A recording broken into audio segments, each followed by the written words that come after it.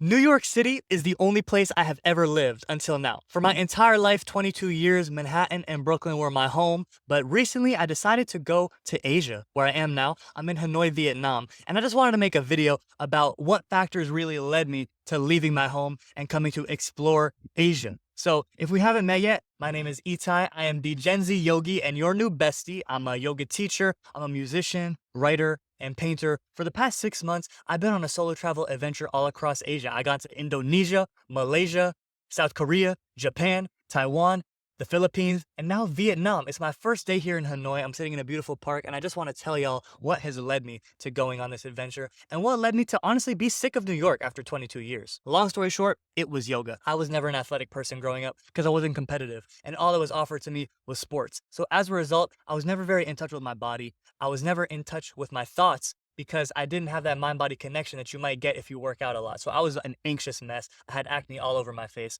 I was super nocturnal. I smoked marijuana every day for 3 years straight. And I actually just hit my year of sobriety, which I cannot believe. But yeah, I was a big stoner for a very long time. And in general, my life was just very dysregulated emotionally, physiologically, and spiritually.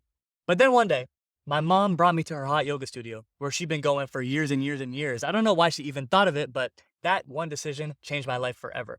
By the third class, I was like, okay, yoga is gonna totally change my life. I will never be the same. Because there was this one moment where I was like trying to put my leg behind my head and I just started laughing uncontrollably. I think I was laughing because I was realizing that putting your body in these weird contortions has an amazing power to actually change the way you think, which never crossed my mind before. But it opened up such a world of possibility for me. So I was going to yoga class every day now at this power yoga studio that's really about fitness and exercise. They weren't talking much about breath work or meditation or any of the spiritual side of yoga. But just by putting my body in these positions, I was able to actually get curious and realize something deeper was going on. So I would go home every day and just go on the internet and go down rabbit holes of ancient yoga tradition. I would learn about Patanjali, Patabi Joyce, and all these other yogis who were so influential to me. I learned about how to eat properly. I learned about how to meditate, how to do breath work.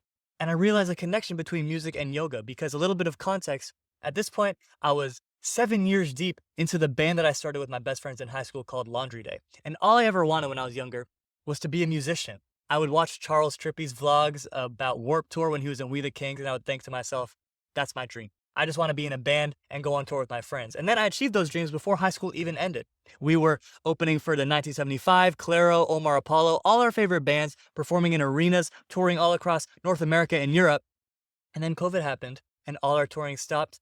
And I was just realizing that the dreams that I had for myself were not as important as I thought they were. And now that I had achieved them, there was something more that I was seeking. I was seeking to get rid of my anxiety, seeking to get healthy, seeking to stop being sick all the time, stop being dependent on marijuana. And that's what yoga did for me. It came to me at the perfect time. And within 9 months of discovering yoga, I was in Nepal doing my yoga teacher training. And that totally changed my life. It shattered my perception of reality. Because listen, I've only ever lived in Manhattan and Brooklyn where there's honestly a lot of crime. And that has an effect on my nervous system, no doubt.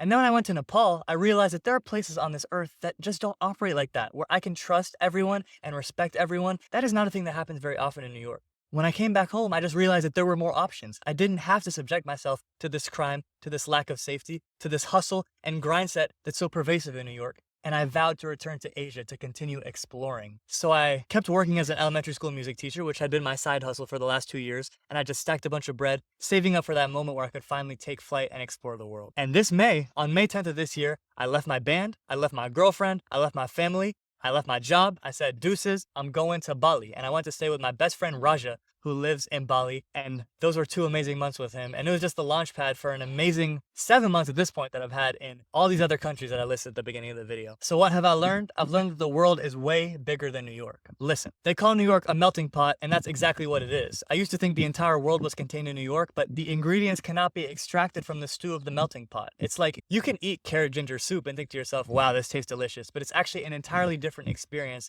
than eating a raw knob of ginger or a raw carrot. You know what I mean? The potency of immigrant culture can never be extracted from the melting pot of New York. So I can eat at a Nepali restaurant, but I had never really experienced Nepali culture till I went to Pokhara and lived in a farming village for a month. I'm meeting people from all over the world, from Ukraine, from China, from Australia, and I'm realizing that these are all places I want to go to, and I'm surrounding myself with people who are also traveling. That's the best feeling in the world. And I'm gonna continue traveling probably until next spring all around Asia. I'm so thankful that I left my home and I came on this adventure because I've never been the same since. And if you have the means, you must travel. I think it's the best education in the world. And maybe I'm biased because I never went to university, but I've learned so much just by traveling. And I've learned so much about what it means to be human. Because we all approach this differently, but we all have something to teach each other. Let me know below, what is one place you dream of going that you would really love to visit? Because maybe one day we can go there together. Peace and love. I can't wait for the next video.